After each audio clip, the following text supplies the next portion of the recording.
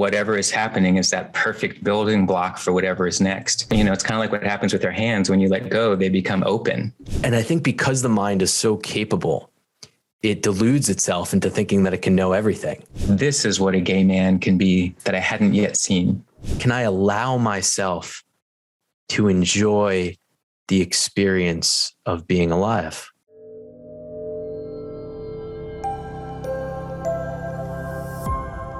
Yeah, so for sure, I wanted to start out by kind of just asking about your story, how you got to where you're at right now, studio owner, integral yoga trainer, all of that. So yeah, if you're up for sharing a little bit about your journey, would love to hear. Sure. Well, thanks for having me, Avi. On one level, this could be the whole podcast, but I'll just try to put it in a nutshell. And then if you want to have me expand on some of the parts, I'm happy to. I moved to San Francisco in 1996. That's where I am. I came in 1996 for 3 months to do a residency at a place called the Headland Center for the Arts in Sausalito. Back in my college years, I studied painting and drawing and dance and performance art. And through that, I got this award and I got to come out here to do this amazing 3-month, just do whatever you want kind of residency. It was really awesome. I fell in love with San Francisco, at that time. And I also got to work with a dance company called Joe Good Performance Group out here. During my residency, then when I left, they actually called and invited me back to participate in the company for a while. So that lasted 8 years. During that time, I had some injuries and was aware of yoga as something that could be helpful for getting my body back together from some of the back injury stuff I had. So I started taking some classes. Eventually, I left the dance company and retired as a dancer, as we say, and then entered the event world. And I was in the events world, 2 different jobs for a 12-year career span. All the while, I was still practicing yoga. In 2007, I went on a trip to India, and I felt like I was ready to take it a little more seriously, take my practice a little more seriously. I've been practicing since 2001. And I felt like though nothing was quite the right studio or teacher. I'm like, I have to just go to the source. I'm going to India. So I took a 2-month trip there, wandered around, found a number of places that were interesting to me, specifically Shivananda Yoga in Kerala. And I was like, maybe this is it. Like, no, not quite right. I visited the Aurobindo ashram, Tiruvannamalai of I'm forgetting his name, the guru with in Tiruvannamalai that, anyway, another sort of studying place, but none of it was quite right. Then I came back, and a few months later, I was able to take a teacher training somewhere. I'm like, okay, I'm going to just dive in somewhere. And I found integral yoga. That was actually 2009. So I guess it was more than a few months, a couple of years later, or a year later, by the time I got back. And that kind of sold me on a path, I have to say. It was like, the truth is one, paths are many. Seeing the yantra with all the religious symbols around it, pointing toward that center spot, really spoke to me. The teachings, of course, really spoke to me. I continued teaching. I started teaching at Integral Yoga, continued that through my event time until 2016. I hit a wall at the event world, and I thought, I'm not sure that I'm doing what I want to be doing in the world. I know what it means to live with your passion when I was a dancer and an artist, and I don't know that I see myself doing this even 5 more years. So I left that and began to pursue a full-time path in yoga. I had some coaching and support to help me with all that. I opened up a couple smaller studios. One was inside of a spa. One was inside of a boutique fitness gym. And then I had my former boss from one of my first event jobs approached me about opening a studio in his building, which is where I am now. And so we kind of went on that path. That was end of 2019. I was set for my opening March 21st, 2020. That changed, and it actually gave me some time to really reflect on what it is I want to offer and bring into the world. And so here I am today, Mukunda Studio. And so do you feel now that like you're on that path of doing what you want to be doing, of bringing into the world what you want to be bringing into the world, having that kind of spark, that passion? Do you feel that on a day-to-day basis, or is this something you're still kind of moving towards? Good question. And also I just thought of the saint that I was thinking of, Ramana Maharshi. That's who it was in Thiruvannamalai. I couldn't let that go. I was like, I feel like I'm on this, actually what I come to see each time I pass a segment of my life is that everything was lined up perfectly. The dance company, the event world, this place, this studio. There's always a feeling of, I love what I'm doing. It feels right. And also a feeling of there's always something more. So I do have a vision of more of a broader wellness type center that's includes science, medicine, different healing arts, the creative arts. So I have that kind of a vision, but I know that in order for me to get there, this has to be a building block, an important building block for me. And I also want to make sure I'm going slowly and thoughtfully rather than, making some abrupt shifts because something is shiny and attractive. It's like, let me make sure as I go, I've learned about myself. It seems like this works better to unfold slowly and have it make sense, and new things come to me in that way. You mentioned like reflecting on your past and seeing that, everything lined up perfectly, I think as you put it, right? Even though maybe when you were going through it, you didn't feel that it was perfect, right? No. It's only in hindsight. So it's now to see it, what I'm curious about is how does that impact our relation to our present moment? And am I living now with the same type of, anxiety or stress tendency that I was before?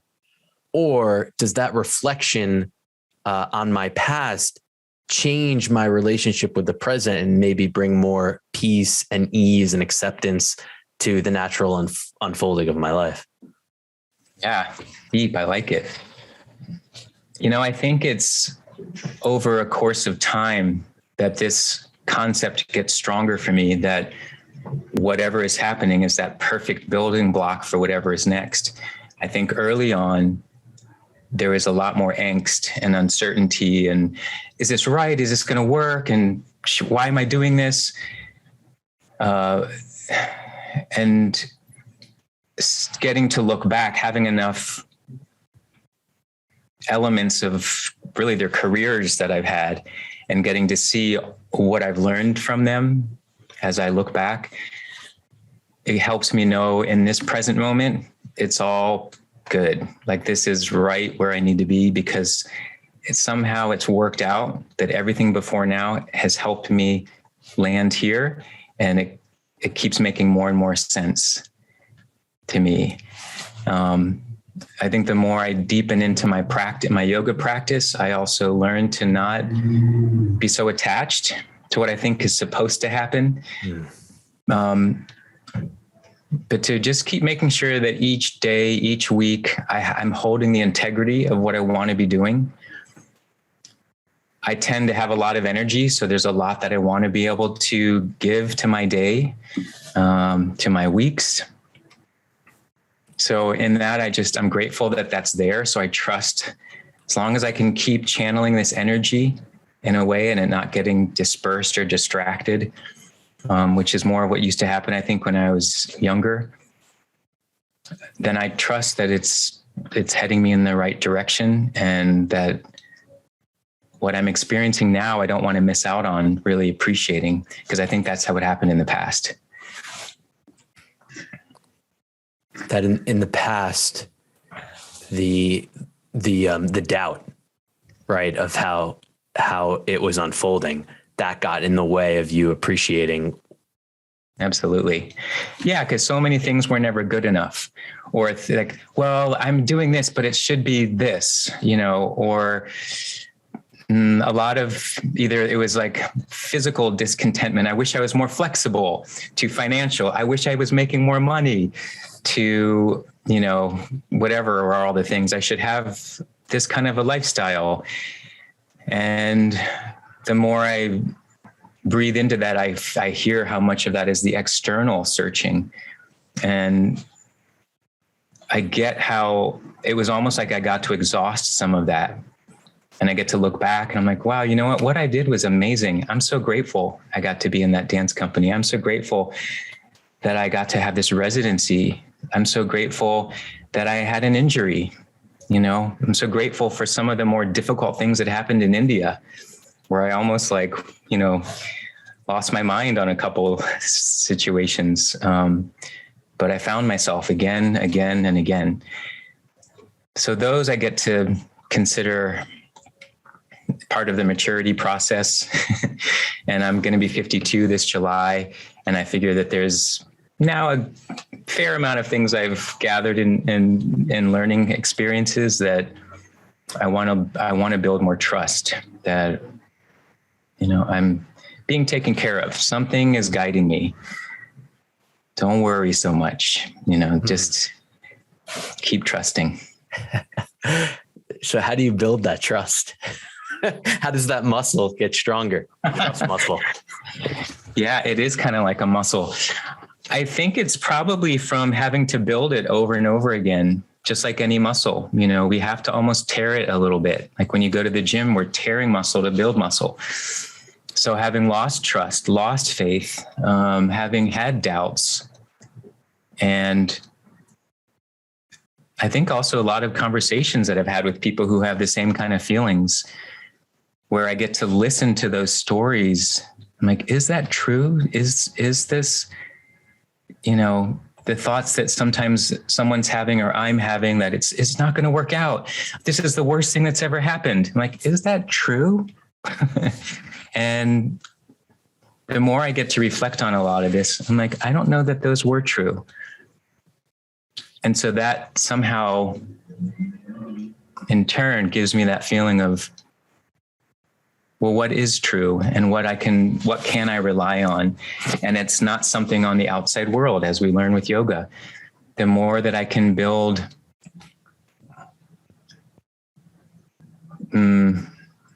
that relationship with something that has been with me this whole time, that has carried me through this whole journey. Part of my story early on in my childhood also, that's actually a very important one, is I ran away from home when I was 16, and I was suicidal, and I was not wanting to be on this planet anymore. And I went quite a ways to get away from everything. And through the long story, I found my way back. And that's something I often reflect on. That helped establish a level of trust in things that I think I can never forget about, and can always feel there's something else operating. If it's left up to me, it's a mess. But if I recognize something else is operating here, that's a good thing. So is the practice a letting go to that something else that's guiding you? It's a letting go, and I think it's a tapping into. The letting go, I think, is more the ego having to surrender to something that is going to forever be changed, forever change. Circumstances, status, finances, position, whatever. All that's I just know that's always going to change. So I have to let go of thinking that I have to hold on to this forever. It's got to be, this thing I just made, this studio. I don't want to, it's like, no, actually, I know at some point this is going to go away. as has the studio before this one and the studio before that one and the career before this one. And when I left dance, I thought that was my calling. And so when that ended, that was such a deep heartbreak. And I remember I was thankful I got to do a 3-day retreat that just so happened to work out called Journey to the Center. It was probably like a month after I left the dance company. And I just bawled for 3 days. I was just crying and crying. And it helped me understand that letting go process of something, but that I was also opening up to something. And that's where that trust part, like the ego is like, no, I don't want to let go. And something said, we're letting go.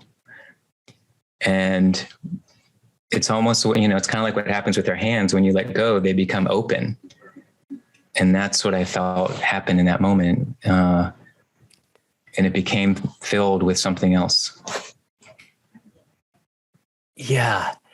Like, how might you describe the difference between like the flavor of life when you're letting go and sort of flowing with what's happening, as opposed to holding on tight and trying to maybe control? I like that you asked the flavor. Well, I think there's probably some transition away from salty, bitter, pungent, and then it moves towards neutral. Maybe there's a drop of sweetness that comes in, so you know that something is right.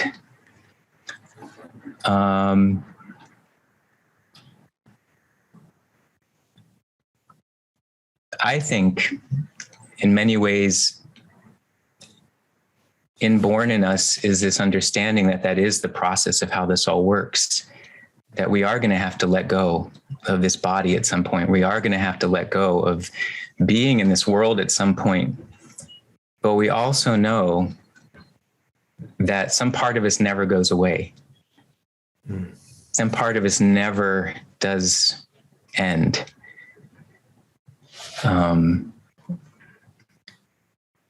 And that's where I'm really thankful for having established a relationship with integral yoga and my yoga practice, because I don't think I had words for that for the longest time. And when I was a 16-year-old, when I ran away and I was thinking I wanted to end my life, there was some other part of me that was like, no, you just want something changed. There's some part of your thinking that wants to be killed. Some part of you is continuing to expand, and you need to hang on and let there be room for that, because it just gets more and more blissful and joyful. But you won't know unless you surrender to the process. It's kind of how I felt about it.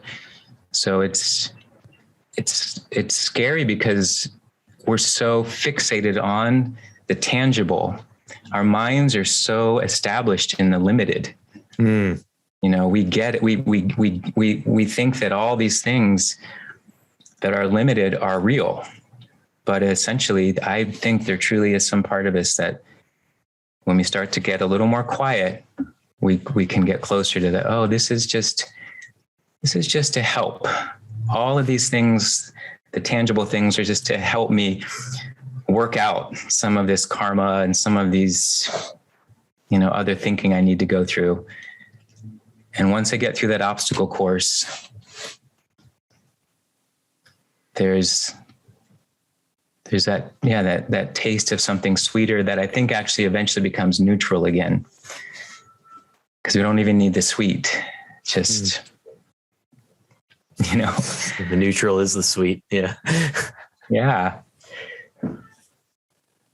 Yeah. It makes me think of like my relationship, even with the word peace. And, my younger self, I think, if you told me that peace was, what I would want to attain, be like, peace, what's so good about that? And now that neutral place beyond kind of likes and dislikes is really everything to me. I wanted to ask you, do you get the sense that there's, a progression that's happening, even inside yourself, maybe like on the soul level, that like you're talking about working out this karma and going through these different challenges, and obviously there's ups and downs, it's not a straight line, but do you get the sense that there is a progression that's happening, both for yourself and for kind of the world on a larger level? Because I get the sense that there's a lot of sentiment out there that, we're going backwards, that there isn't a lot of faith in the growth. So I'm curious where you stand on that.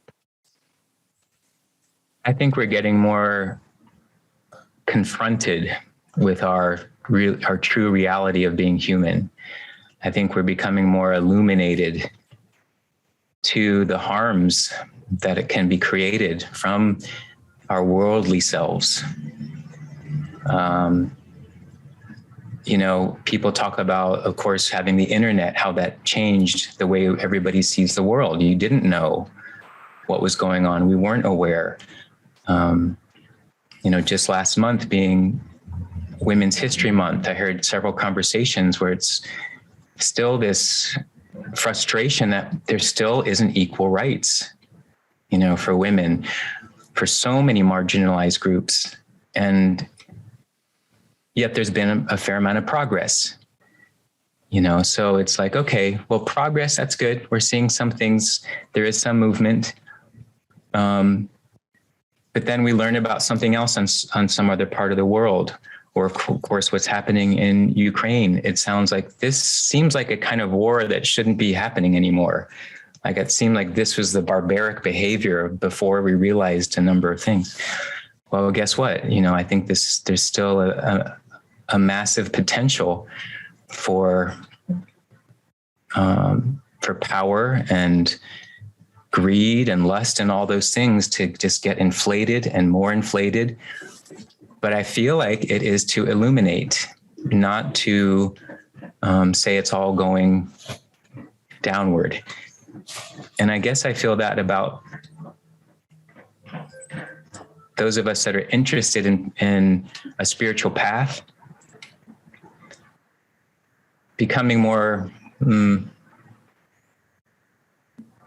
able to converse about this, the reality of our human existence, to not be so startled by some of these things that happen, because it's like, you know what, these have been going on forever. We just are, each of us might be having more of our confrontation with it, and that stirs up stuff because we're all attached to not wanting it to happen. And then we're like, no, why is it? And that angst and intensity, I think, flares up. I think for me personally,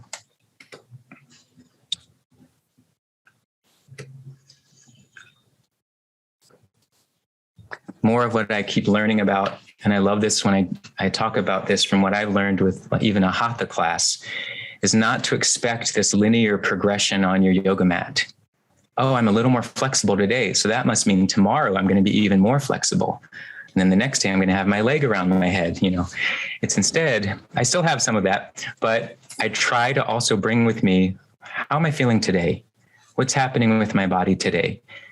Let me break away from that linear thinking and just show up as best I can. And I often talk about, I think an advanced practice isn't that you can do more moves and more postures, but that you're more present to yourself, more conscious, more aware.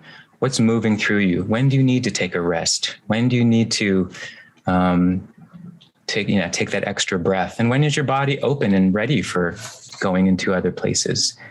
So that to me it's a different way of thinking of progression, rather than it should get better, best, amazing, So I don't know if that answers your question. Yeah, it definitely does.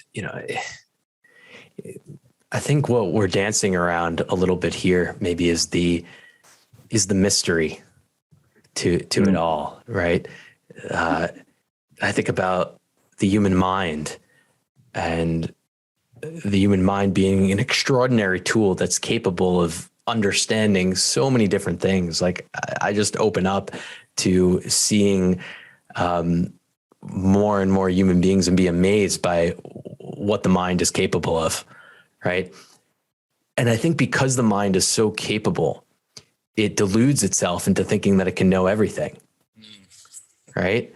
So it's like, it's so capable, it can know so much, but that so much is still such a tiny little amount, right? So that to me is the practice, is kind of just like fessing up to not knowing and being okay with that. Yeah. Yeah. Well said.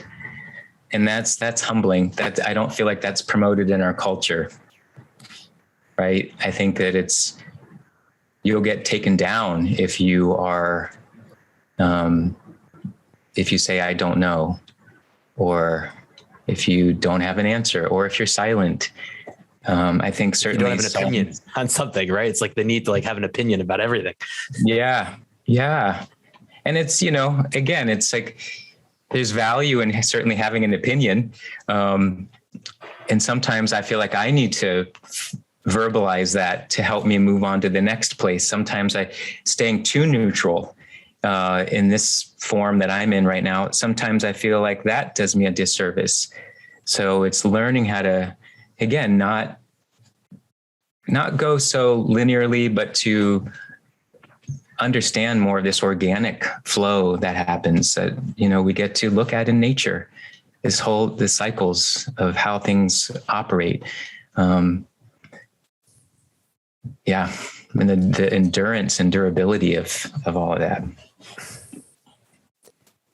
Yeah, I think this is important too, in relation to kind of the movements towards greater equality, right? It's like you're talking about progression and, in a way, righting wrongs, right? And I mean, to me, there's not something that makes more sense to do with our time of life than to try to make improvements and alleviate suffering.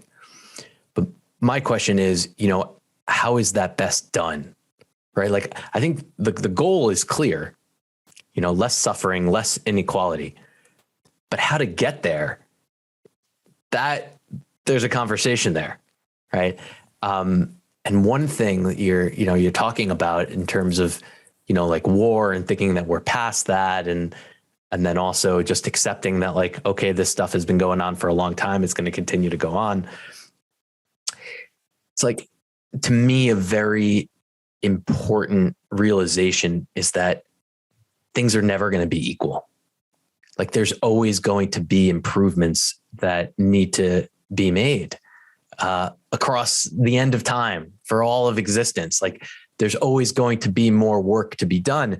And I don't know if the human mind, the psychology wants to believe that a lot of times. Like, it's more common, this belief that there's a peak to get to, that once we get to that peak, everything is just going to be like blissful and amazing.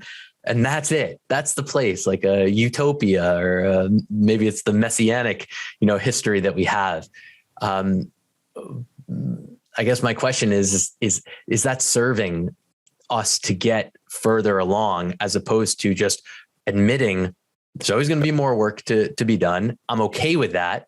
And I could still enjoy the work. I'm okay with just moving higher up on the mountain of progression, knowing that there's never going to be a peak to reach.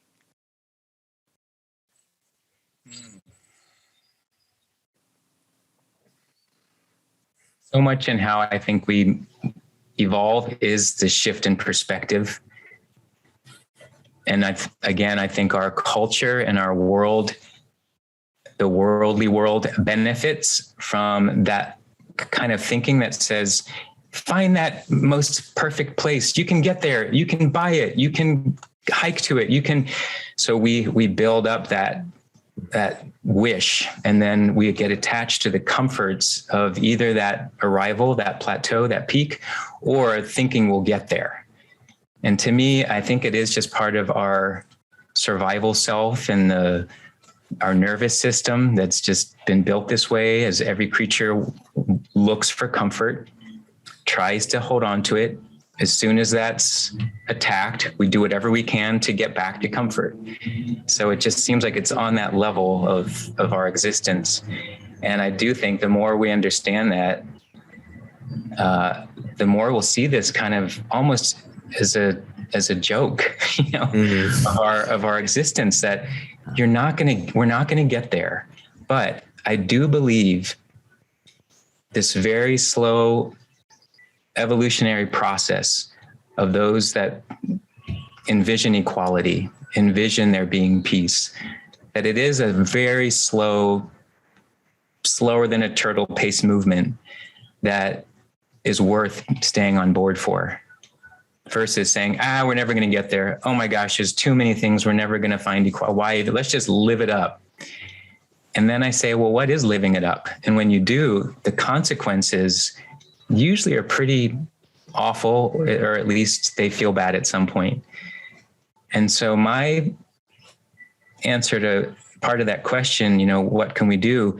I think that what I've learned so far is the more that I can reflect on my own behavior and my actions and see, where am I living in survival mode? Where am I buying into that I need things? Where am I buying into that kind of mentality? And where can I loosen that so that I can be a role model for being present, being thoughtful, being kind, and where I can smile at someone. And I feel like that has a ripple effect. And then being of service. And that's why I knew to leave my event world and leave the other work I was doing. That was a service industry position on one level, but I also saw the cycle that was not suited for me, I guess I should say. And a yearning to be in something that more specifically has a conversation of wellness, has a conversation of slowing down that other kind of thinking that multiplies into, I'm not good enough. I don't have enough. And the more that can slow down, I think we start to realize, right here, right now is actually useful. And, when I'm thoughtful to somebody else, they might be thoughtful to the next person, versus when I get irritated and I, say something negative to somebody, it causes that negative ripple. And it's not so much I don't mean to make humor of it, but sometimes I think that's what snowballs into war, like little teeny arguments that you and I might have. Then all of a sudden we're getting all of our forces behind us. You're getting all of your forces behind you. And then it's like, okay.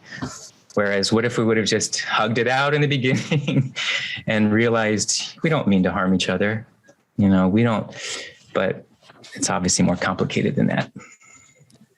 Yeah, but in a way, it's so simple the way that you're putting it. Like, I think it's always in the best interest of both parties to come to an understanding, a peaceful agreement. That's always the best option, rather than fighting. How many examples do we need of that? The other word that you mentioned earlier, maturity. And what does it mean to be a mature human?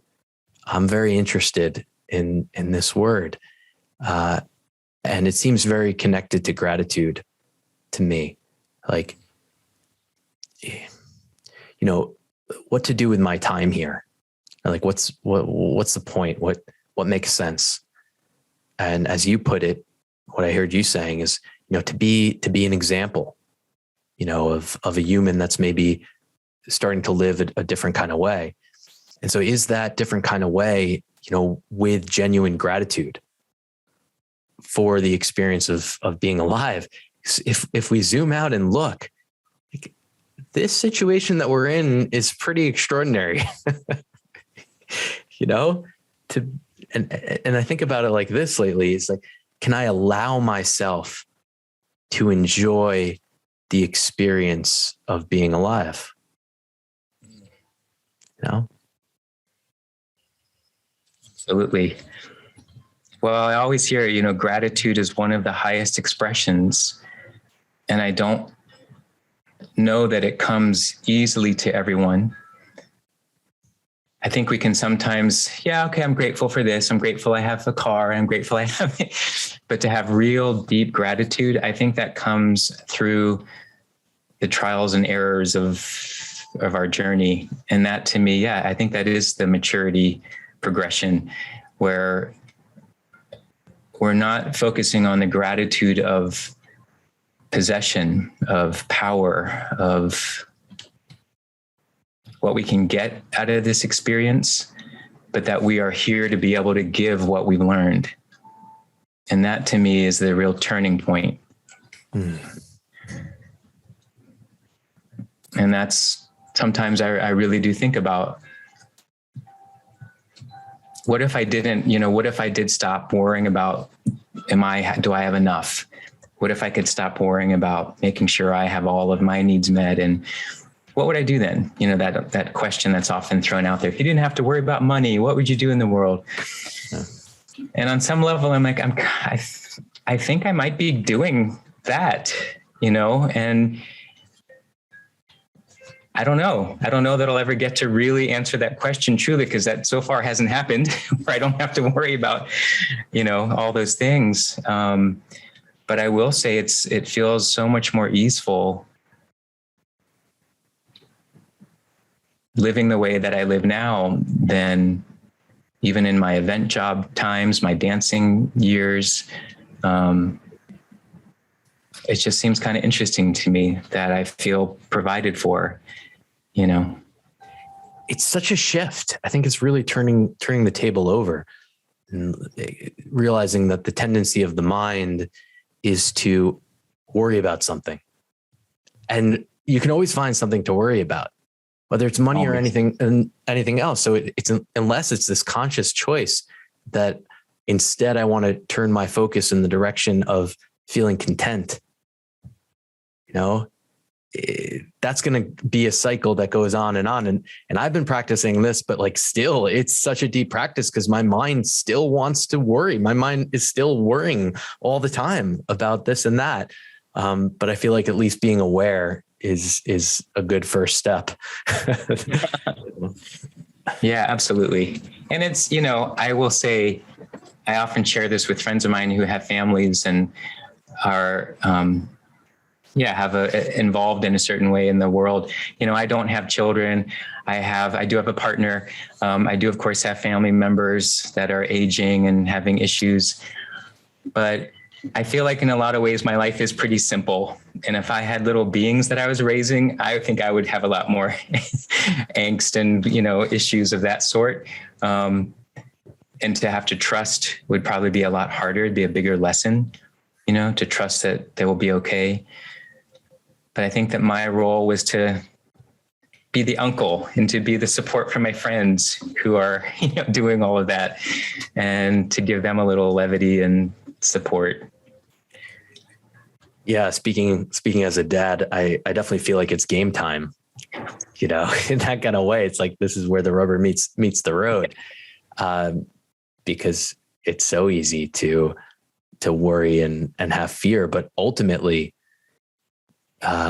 my goal is to be the best example as I possibly can be. And I know that if I'm going to be that fearful parent, that's the example that I'm being of a human being that's afraid. And I don't want to be that for my daughter, So it's interesting, but it is challenging. There's no doubt about it. But I love that that gives you, incentive and motivation to think about yourself, your own behavior, because you're right. Your kids are looking exactly to you and how they see what the world is. Is it a safe place? Is it a fearful place? Is it one that I should always be looking around the corner for what's going to fall and come after me? Or are there other tools? So that probably, I like hearing that, because I can imagine that would help you also know that, I want to role model that. for sure. And also just, I always say, letting people know that you love them, that is such a strong messenger. I mean, I look at my own life with running away, and I know that was very painful for my family and my parents, my mom especially. And I think to myself, and my mom actually said later down the road, she said that probably was what needed to happen, and I think that's a lot to come to be able to say that, right? And I agree. I think it probably is what needed to happen, but I would never want some parent to have to go through that, or some child to have to go through that. So I think, we don't ever know what's supposed to end up happening, but how we at least show up, at least, like, I knew that I had a home to come back to when that time came, whereas I know many kids don't feel that or won't feel that. And so if there can at least be some kind of vibe that's being generated of love, of goodness, of, all that, I believe it kind of works out in some way that, again, is mysterious. We don't get to make all the rules and name all the plays that are going to happen, but we can be conscientious. Yeah. Thank you for sharing about your story. Yeah. One thing you mentioned earlier, kind of shifting gears a little bit here, that I'm curious about is, you mentioned falling in love with San Francisco, with the city. And that I'm wondering about that, like what is it about San Francisco that you fell in love with? How do you fall in love with the city? Come on, there's a song about it. Yeah, I left my. No, well, the funny thing is I was living in New York for about 6 months before I came here. Right after that residency I told you about, I actually moved to New York to dance with some friends there in a company. And I loved New York. I'd been going there for several years. And then when I got the job, I came out to San Francisco. I didn't like it at first. I'm like, what do you mean the restaurant closes at 9? And what do you mean you can't just go anywhere you want at this hour? And so it was really frustrating. And I remember I say to this day, it probably took about 3 years until I thawed out and was able to see it for what it is. You feel the progressiveness of the city. You feel the authenticity of people, everybody feels like, or it feels like everybody is allowed to express their particular message, whether it's by what they wear, by what they do, who they hang out with. I've never seen such diversity in terms of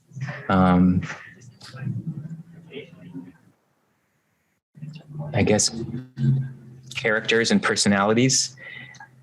And that somehow feels freeing and liberating to be in a place where you can kind of do whatever. I often say this with friends, you could walk down the street wearing anything or nothing and nobody will even turn and, bat an eye. It's just that this is San Francisco. So there's something beautiful about that. I think because so much has happened out here in terms of, in the 60s and all the movements, it seems that people are really willing to speak up, speak their mind. But also, there's a real strong yoga movement out here. I think there's a lot of things missing. And so I get inspired also to be a part of a voice that tries to speak up about some of that also, which is in part why I created Mukunda Studio. And I'm still figuring out what exactly that is and what is my specific and unique contribution. But I feel that there's space for me to do it here. I don't feel like I have to try to fit into a model like I maybe would have to in some other city. It's like I feel like I get to really figure that out. Yeah. I love that. Like the promotion of freedom and expression, how important that is in a way that feels even like what our country is all about, but even more magnified in a city like San Francisco. Um, yeah, it's wonderful. It gets me excited, even hearing about it. Yeah, I'm glad that you found your home there. Thank you. Yeah. I mean, I'll add to that too, just to speak it out loud. When I came out here, I don't know that I was as in touch with my gay identity or even my Asian identity. And that was something I found and was able to really make that connection here. And the dance company I was in, Joe Good Performance Group, the director was an openly gay artist. And I felt like that it was almost like a mentoring of, this is what a gay man can be that I hadn't yet seen. An artist, an activist, somebody who is confident and proud and has a message. And, that felt, wasn't quite in my vantage point yet. And so that was significant. Right. Yeah. It's the power of examples. And it's something that motivates me so much. I don't know if there's a greater motivator, just to know that someone else might see you and be given then permission to step forward into their power, more into their true selves. Like, that's it. Right. And it's wonderful. Thank you so much, brother, for taking the time. It's been a total honor to share space with you. Thanks for being you, for doing everything that you're doing. Thank you, Avi. I'm happy to get to talk about it and learn more about you too as we do this. So thank you. Yeah. Here's the song, the meaning of which goes something like this.